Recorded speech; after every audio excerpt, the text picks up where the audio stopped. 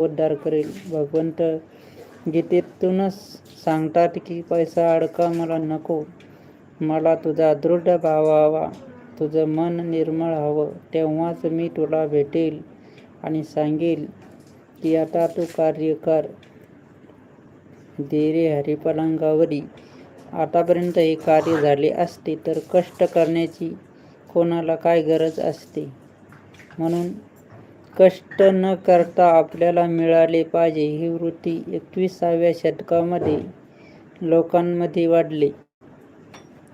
कारण ही खोटे सांगत नाही तर सत्य परिस्थिती सखोल अभ्यास केल्यानंतर त्यात मला कळाले की आपल्याला लगेचच एका दिवसात प्रगती व्हायला हवी, ज्ञान प्राप्ती व्हायला हवी.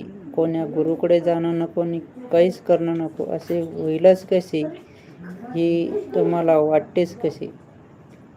त्यासाठी तुमची